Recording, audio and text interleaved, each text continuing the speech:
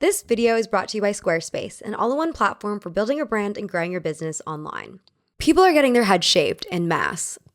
Well, maybe not en masse. I recorded the bulk of this video about a month ago, but I did not feel good about releasing it without bringing up what happened a couple days ago at the advanced screening of Begonia. Begonia is Yorgos Lanthimos' new movie, and it stars Emma Stone, and she did shave her head for the role. So I thought this was a genius press moment. If you wanted to go to the advanced screening to get a ticket, you either had to be bald, had to have your head shaved already, or you could get your head shaved on site. It was honestly really cool to see people so enthusiastic about being bald, considering how the hair loss industry has skyrocketed recently. What do you want people to know about the bald community? We're just like you, just a little colder maybe. We're gaining so many more members today. You don't know how much your life is going to improve. Showering takes 2 seconds. It just feels like committing to a bit. Hair is hair, like it'll either grow back or it won't.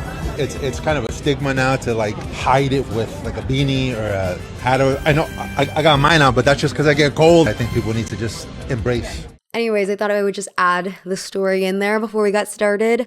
I know it's a small sample size, but it is recent positive bald representation news, so. Okay, let's get on with the video. To see a girl actually shave her hair all off, it's super inspiring to like the bald community. If you're a girl, at least shave your hair once to see how truly vulnerable it is.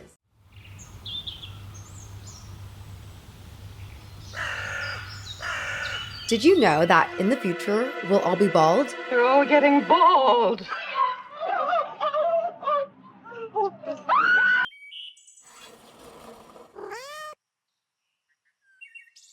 Well, at least according to renowned sci-fi author H.G. Wells. In his satire, The Man of Year Million, Wells imagines a futuristic world where humans will evolve to lose their external features, because only the brain will become necessary for survival. Here is his description of the futuristic human.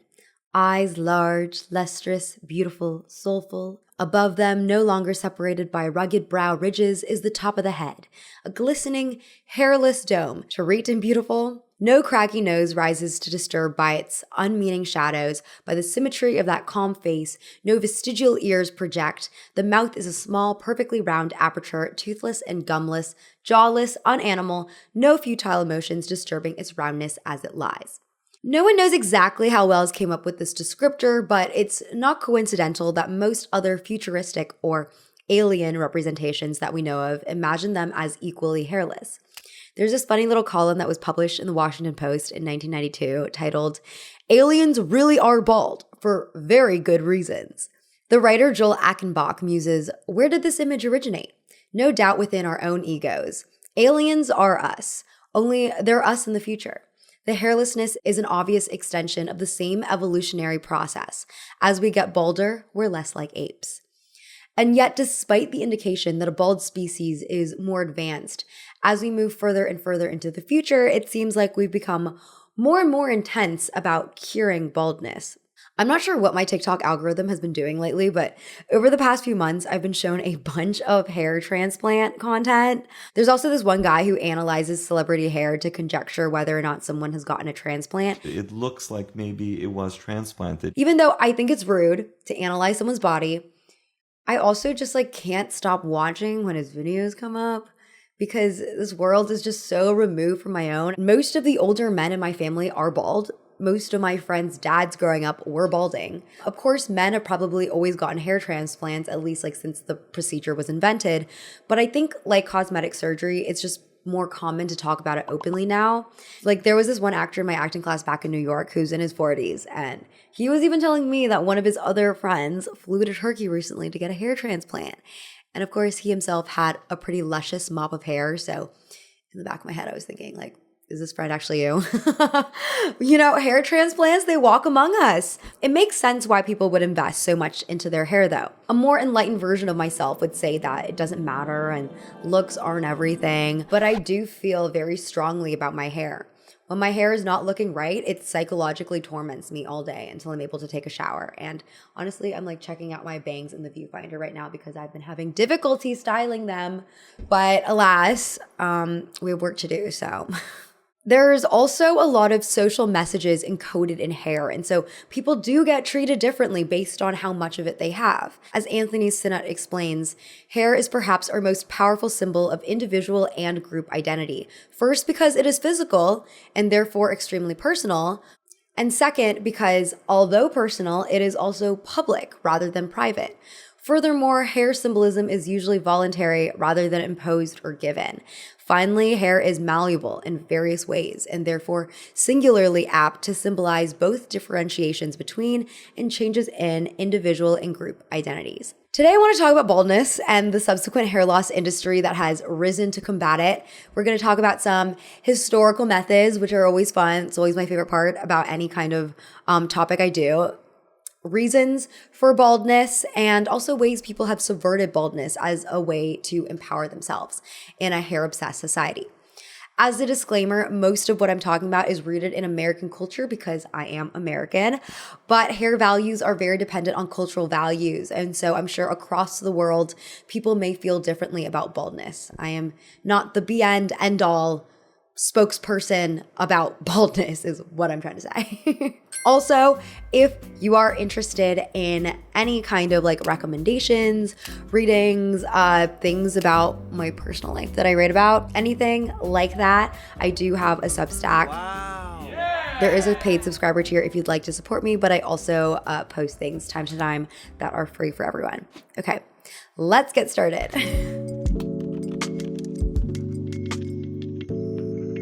So I host my book club landing page on Squarespace, which you should totally join it, by the way. And I chose Squarespace because I think it's just the best and easiest platform. They've got lots of design tools that even someone who doesn't know how to code, like myself, can use. For example, the Fluid Engine system, which allows you to drag and drop elements around your page. Squarespace also has storefront capabilities, so you can sell anything on your website, from online downloadables to physical products. Maybe I'll release some merch sometime. If you have any ideas, let me know. If you don't have anything to sell at the moment, like myself, Squarespace also offers professional portfolio designs where you can display projects in customizable galleries and add password-protected pages to share private work with clients. I'm actually using a gallery page to display all the books I've chosen for the club, so the options are endless. Check out squarespace.com for a free trial, and when you're ready to launch, go to squarespace.com/Michele to get 10% off your first purchase of a website or domain.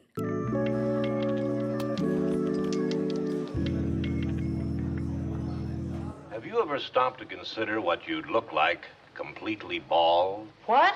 Believe it or not, there was a time when having a receding hairline gave you cultural cachet. At least as a woman. During the Middle Ages and into the early Renaissance period, a large forehead was very much in vogue. As 15th century poet Ludovico Ariosto put in his work Orlando Furioso, her shape is of such perfect symmetry, like ivory smooth, the forehead, gay and round, fills up the space and forms a fitting bound. If you weren't born with a natural five-head, you could achieve this standard of beauty by removing the front inch or two of your hairline. Noble women of the time would pluck each hair one by one, a tedious and painful process. In efforts to streamline this process, some home chemists published depilatory recipes or hair removal recipes. One such recipe was found in Gli Experimenti, a manuscript by Caterina Sforza, written before 1500. The translation reads, "To make hair drop out and never come back." This recipe incorporated egg whites, mastic, lead, and bat blood. You could really buy anything back in the Renaissance marketplace. Sforza claimed that this mixture will lead the hair to fall out, leaving a beautiful forehead, broad and without marks.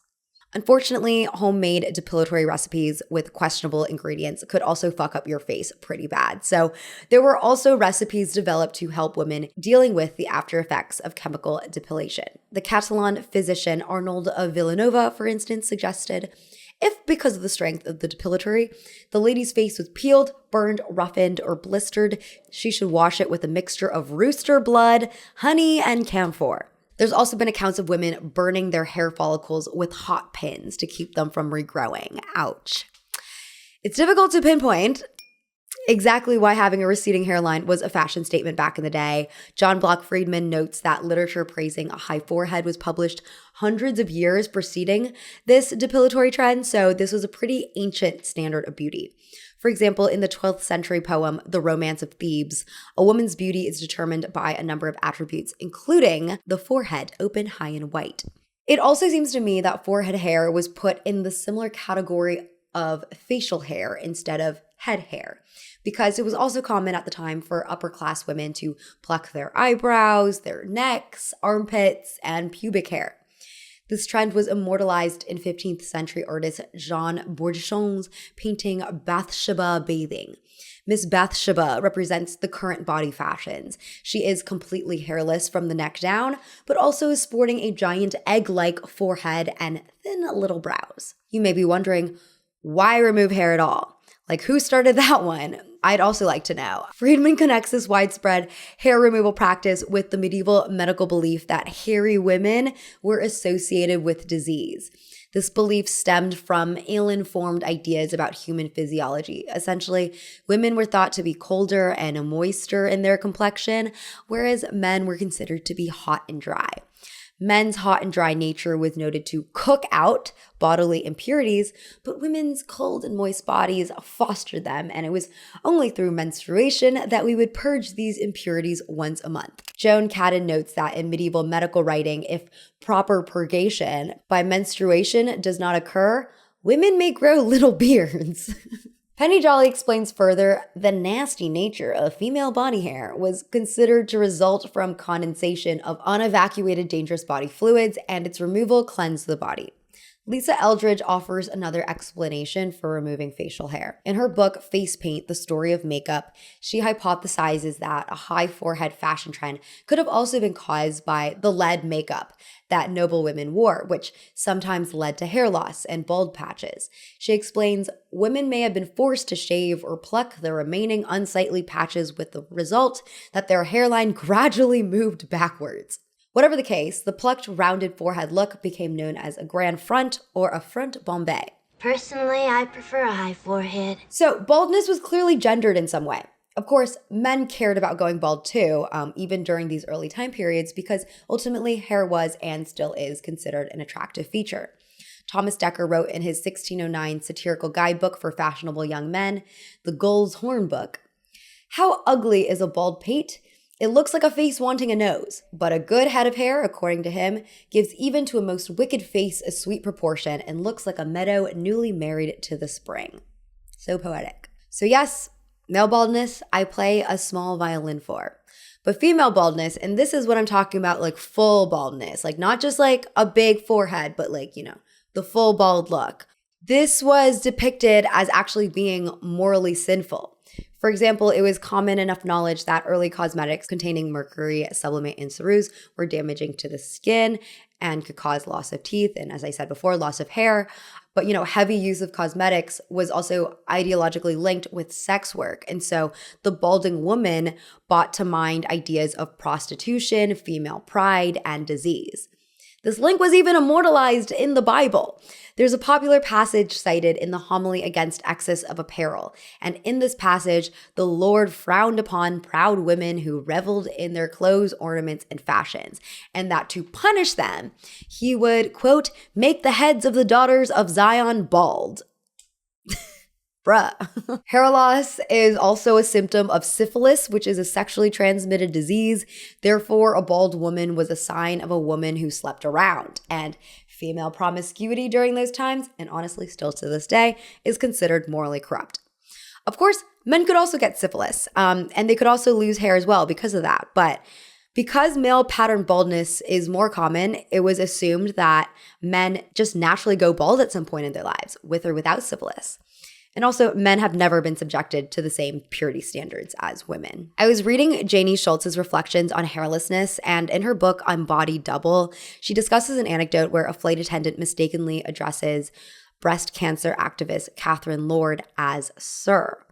Lord initially felt she was being disappeared, but then decided she would rather be seen as a bald white guy with bracelets than a sick white woman.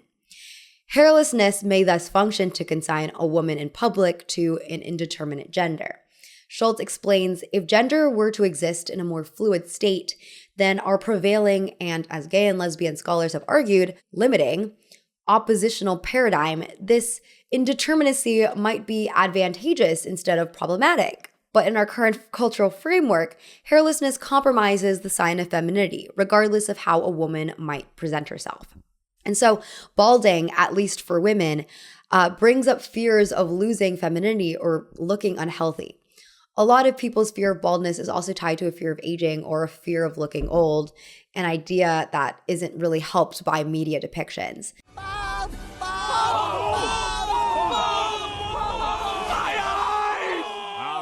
All right. Like, I can count a handful of movie characters who are bald and also old, and a number of them are also villains. As a study from the British Journal of Dermatology argues, alopecia seems to be innately associated with moral decay, as if the character's lack of hair and consequently their humanity was their evilness. At the same time, losing hair appears to be an adequate trigger for driving a character into a pit of immorality and crime. I mean, let's take a look at Darth Vader. His reveal as being this sickly, frail old man in the last movie, encapsulated by baldness and fragile skin, adds a layer of vulnerability and sadness to his character. In the Star Wars prequel series, we follow him first as Anakin Skywalker, who is honestly a very gorgeous looking man. Thank you for your work, Hayden Christensen. But this 180 change in physique also goes to outwardly show Anakin's moral decay. The baldness is his punishment.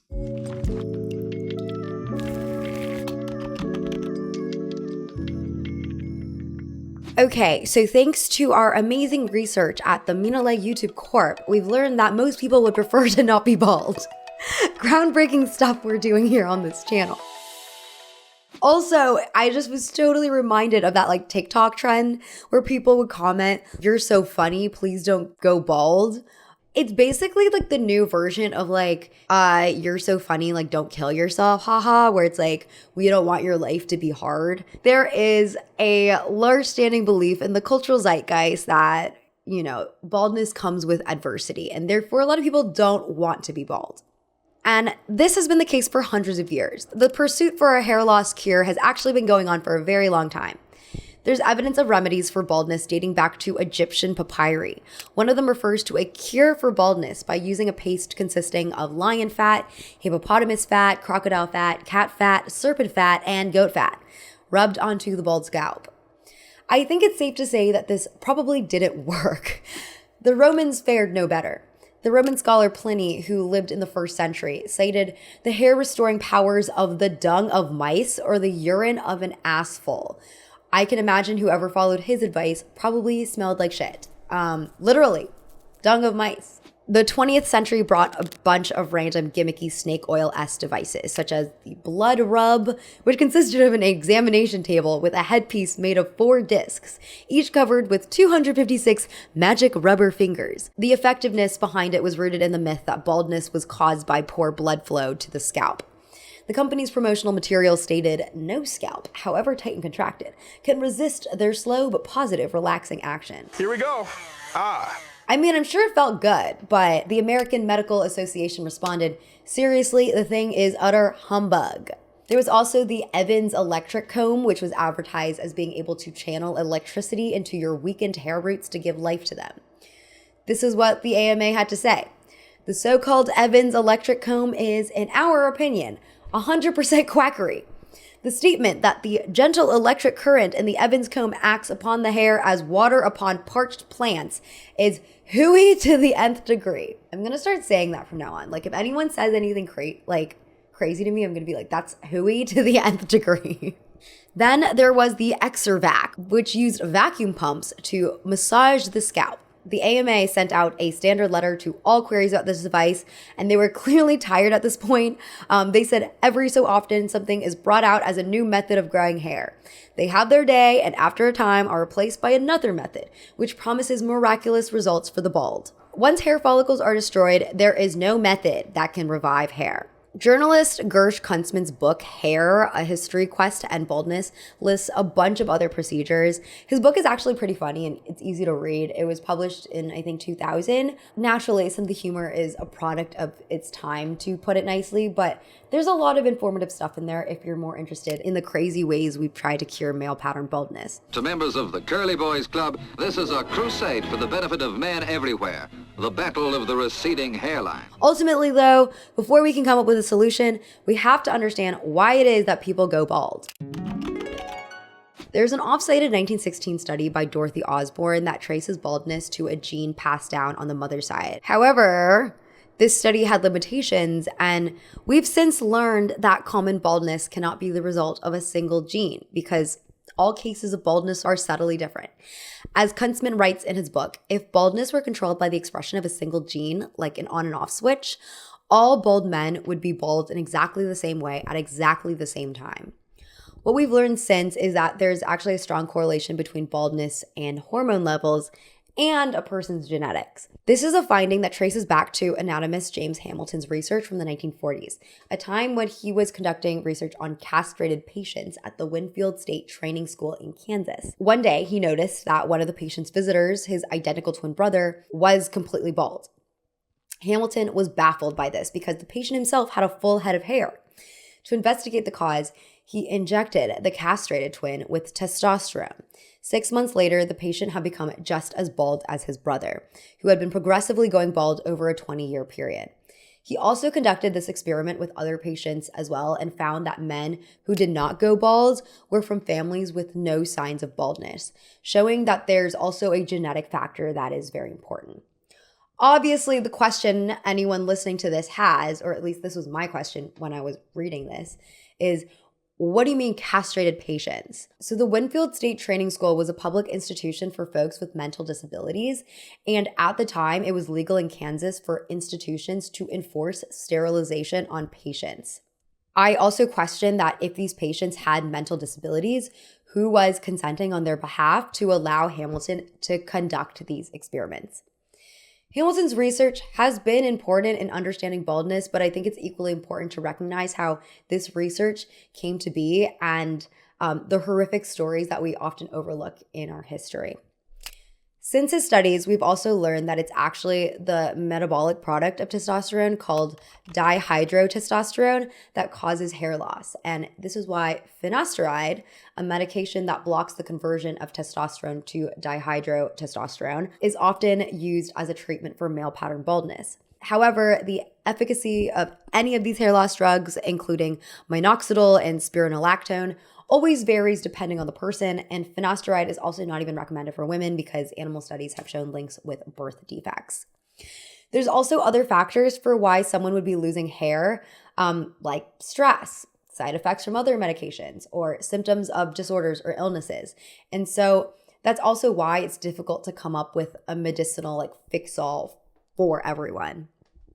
As far as I know, hair transplantation has probably been the most effective procedure to promote hair regrowth if you have male pattern baldness. Other than wigs. But in terms of hair sprouting out of your head, this is the one.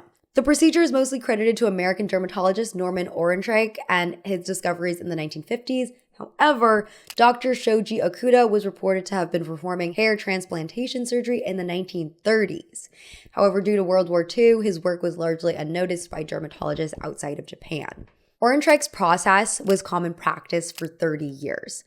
He used a 4mm hole punch to extract plugs from the donor area of the scalp, aka the area where you are still growing hair. Each punch would contain 7 to 15 hairs. Then you'd use the same punch to create graft sites in the bald areas of the scalp to essentially replant those follicles. This process could take a few hours, and back in the 20th century, several sessions as well. The problem with this procedure was that the spacing between the grafts created a somewhat unnatural look, like a doll's head. And then, because this took multiple procedures, your head would look like a work in progress for months. Another problem was that this could only be used for relatively small bald spots because the way that the individual grafts were harvested severely limited the amount of donor material available. Nowadays, surgeons will recommend follicular unit extraction, which is more precise. It uses a smaller hole punch that gets to the individual follicle. And this procedure takes 6 to 8 hours, but then you're done. The surgery itself isn't supposed to be painful, even though it looks absolutely terrifying if you watch videos, because they numb you out with anesthetic. But the healing process is hell, according to this one man who underwent the process, and he was writing this piece for GQ. According to him, your hair follicles are so fragile, they can't be bumped or itched while they're recovering. It ruins the whole operation. He claims that the worst part was not being able to sleep normally because the top of your head is not allowed to touch a pillow, which is totally antithetical to the way that most people sleep. Yet people like their results and they'll go and get these procedures despite everything. Or, some people will. The Cut reported earlier this year that at Ample, a New York clinic, transplants begin at $9,500. At Bosley, a chain clinic, the majority procedures cost between $6,000 and $12,000. However, in Turkey, known for a booming surgery tourism market, transplants can cost as little as around $3,000. Turkey's hair transplant industry is estimated to generate $1 billion annually. The success of this sector is in part due to the government's investments in it, similar to Korea's medical tourism industry, which I go into greater detail in my Korea plastic surgery video. Turkey's Ministry of Health, they offer tax breaks and reimbursements for things like medical equipment, digital marketing, and even the patient's comped hotel rooms. Of course, medical malpractice is abundant, as is in the case with every place. But Dr. Ricardo Mejia, who sits on the board of governors of the International Society of Hair Restoration Surgery, he recommends that if you decide to undergo a hair transplant, to make sure that the doctor is registered with the ISHRS.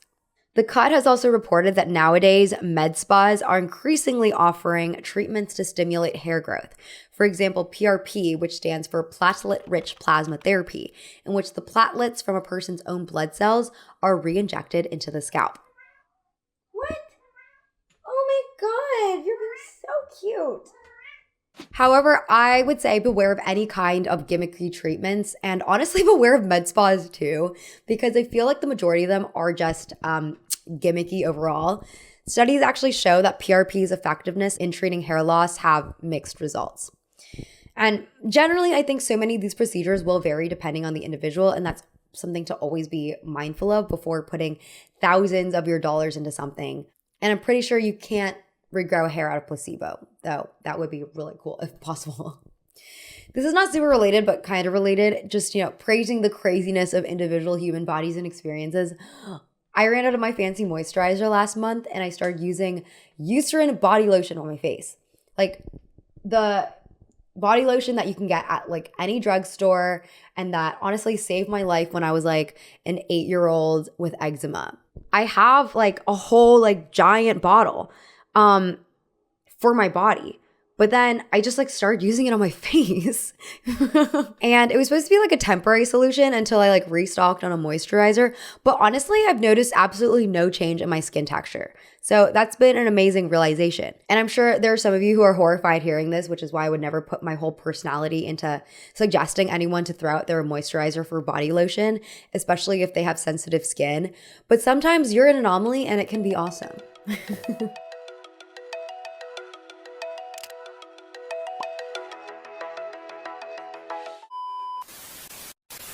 The United Bald Heads of America improve each shining hour as they convene in Port Arthur, Texas for their first annual meeting. Aha! But do we have to be careful of sabotage? Don't use it, boys. Don't use it.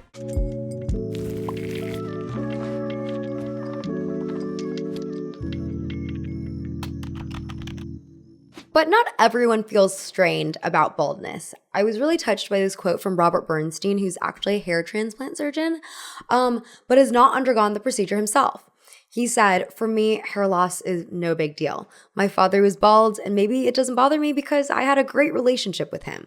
I mean, I obviously don't think people should make all their life choices based on the children that they might have in the future, but unrelated, but kind of related again, I saw a video on TikTok some time ago of a woman talking about how she saw a family where both the mother and father clearly had plastic surgery, and their daughter didn't. But the features that their daughter had, for instance, her nose and face shape, were not present on either of her parents, implying that they once had those features but got them altered. Of course, she could have been adopted, or maybe this was her stepmom or stepdad, or maybe she got her nose from some great aunt. But regardless, it kind of blew me back into the recesses of my mind, like Ratatouille style, Anton Ego eating the Ratatouille. And I was thinking about how when I was younger, like 5 years old, like really young, I was really bothered by how I didn't have my mom's nose. My grandma was showing me old photos of my mom, and I was really confused why I didn't look exactly like her. And my grandma was like, "Oh, you'll grow into your nose, don't worry." My mom never got a nose job, and I didn't end up getting her nose, but I just think that for a lot of children, there's some comfort in seeing yourself in your parents. I had no perception of what like a beautiful nose was supposed to look like. I just knew that I found my mom beautiful and I wanted to look like her. I think many of us still have that, and I see it all the time when people share photos of their parents. And whether or not our parents are objectively beautiful, I think if we love who they are, they look beautiful to us. So I think it is sad if kids are no longer able to see themselves reflected in their parents, especially when they're still young and learning to understand the world and what beauty means and what, actually matters. There's also the more toxic side of baldness, which is that baldness is a sign of hypermasculinity. Sarah DeLuzma, for Streaming graduate, conducted her own informal study on bald characters, arguing that, for film, action movies feature the most bald characters, while for television, comedy features baldness the most. I'm bald! DeLuzma connects this to Albert Manz's series of studies that show that bald men are perceived as more masculine. Manz notes, in study 1, men with shaved heads were rated as more dominant than similar men with full heads of hair. In study 2, men whose hair was digitally removed were perceived as more dominant, taller, and stronger than their authentic selves.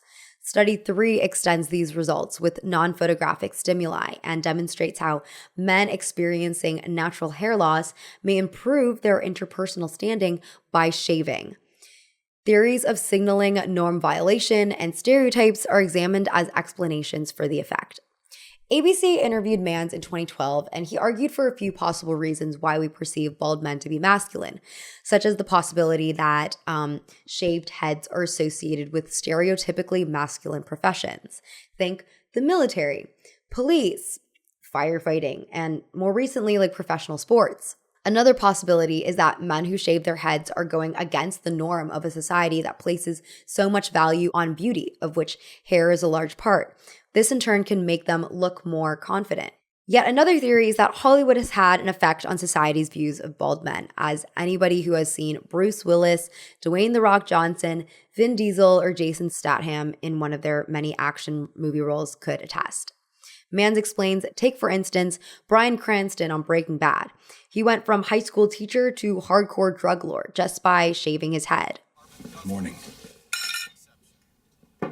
I just want to make a note because I feel like I'm contradicting myself from what I said earlier about how a lot of bald characters are villains and old. I think both can be true, right? I think that there is a pretty large category of bald characters who are old.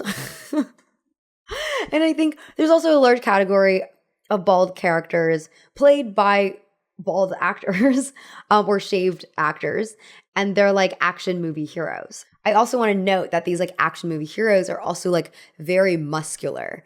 They're not frail or even standard looking dudes. So I'm really curious how people would actually react to just your average Joe with no hair, how he would be signaled in the Hollywood universe. I also don't want to say that directors or casting directors are specifically looking for bald characters, specifically people like Bruce Willis or Dwayne "The Rock" Johnson. They are very in-demand actors. And so it could have been less a conscious, we need this character to be bald because this makes this character seem more masculine, and more of just we really want Dwayne "The Rock" Johnson in this movie because he's apparently the most followed person on Instagram. I think. It's either him or Ronaldo. I can't even remember. But he's really up there. However, sometimes it is a directorial choice. Michael Keaton wasn't so lucky, and he had to wear a wig when he reprised the role of Bruce Wayne in The Flash. For some reason, it's inconceivable that a 71-year-old Batman could be bald. Sean Connery also had to wear a toupee for James Bond. And you see, that's the problem when you lean too much on IP. You're just not allowed to be bald. Jokes aside, while it can definitely be personally painful to lose hair, baldness has never threatened a man's social power in the same way that not conforming to beauty standards threatens a woman. In saying that, I do think that as our culture becomes more visual, men are starting to have to conform to some kind of standard if they want to find love on dating apps or if they want to be TikTok famous for doing thirst traps. Hence this rise in hair transplants. It's all the problem of thirst traps.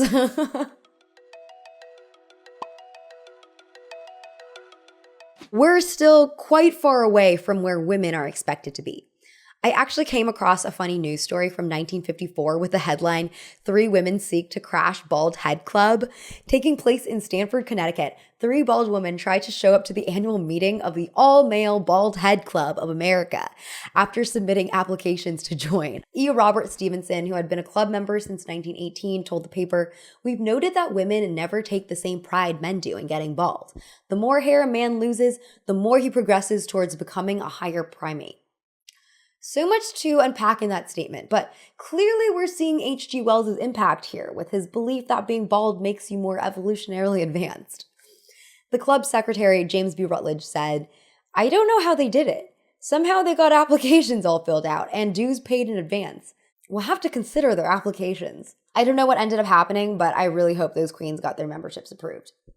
Even if you're not trying to infiltrate a man's space, a woman rocking a bald or shaved head can still be incredibly powerful. I was reading this book, Hair, A Human History by Kurt Sten, and in it he describes the 1997 Mrs. Washington International Beauty Contest, where in a scandalous move that I could totally see getting recreated in a rom-com, pageant winner Carrie Bickley took off her wig to reveal she was bald. After the event, Bickley said, "I wanted to send a message. Who you are is far more important than what you look like." Bickley has alopecia, which is a hair loss condition.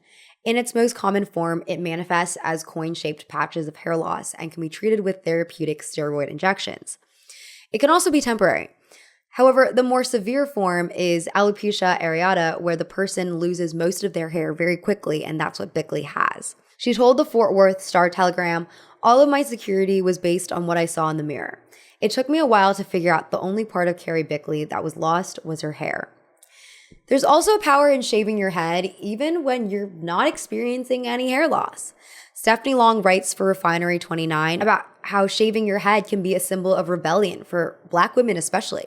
She quotes Grace Jones, who had an iconic shaved head at several points in her life.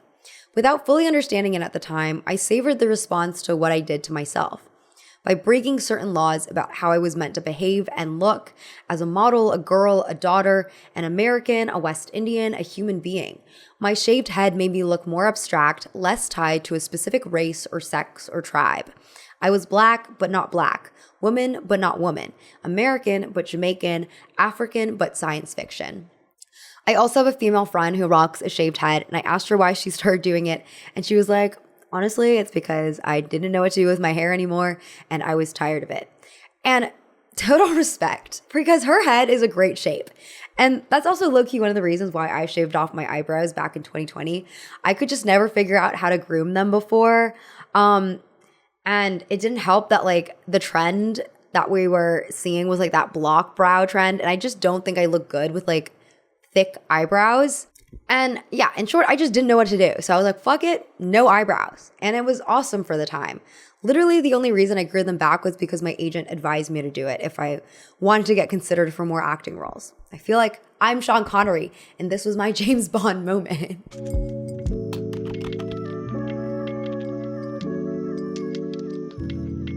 I think the fact that now there are these cosmetic treatments that are getting marketed to men who have historically had a pretty low bar for maintaining personal appearance, it's harrowing. I've seen some people talk about how it's good now that men now have to do work, like put in the work, they have to try just as hard as women do. And actually, I would say that that's not good. Of course, in our own relationships, we'd probably like for our partners to groom themselves. I'm not like arguing for the rights of stinky men, but we shouldn't be wanting a society that's increasingly image focused because that's not actual liberation for anyone. I don't know how many of these men would undergo a hair transplant if they didn't feel like they could find a romantic partner, if they could still be an actor. And similarly, I don't know how many women would undergo any cosmetic surgery if they didn't feel it was necessary to find a romantic partner, get a job, be liked by other people, etc. Every time we make a video about cosmetic surgery or other aesthetic beauty fixes, I try to come up with something new and profound to say, other than just, hey, we should care more about what's inside than what's outside, which I've always found to be sort of unhelpful and contrived of a statement because we all know this, but it's difficult to put into practice when there's clear social advantages to following the rules. And yet, I sometimes feel like people lie to themselves about the social advantages they would get from getting a nose job or from getting a hair transplant. Sure, pretty privilege is real, But at a certain point, it's like, how much does your quality of life depend on being perceived as pretty? And like this level of pretty. And if that's the only thing your quality of life depends on, then that's not going to be sustainable either for the long haul, because we all inevitably will get old. And also, it's just not sustainable for your mental health. Like, the happiest people I know are the ones who haven't gotten any work done and are in general not so fixated on their image. Like, they're busy creating art, hanging out with their friends, participating in hobbies, and spending time with their families, you know, doing the things that make life actually worth living. And the majority of people I know who have gotten work done are actually not much happier than before, unfortunately. And a lot of the time, they're still fixating on their looks and trying to modulate their appearance in some new way post getting this dream procedure that they always wanted. In that Cut article about the hair transplant treatments, they interviewed a guy who underwent a transplant, and he said that the success of the procedure has made him think differently about his physical appearance and how he'll age. He says, okay, now what else? How else can I better myself? It's just an endless cycle. And, you know, I'm in no place to judge on this because I have hair.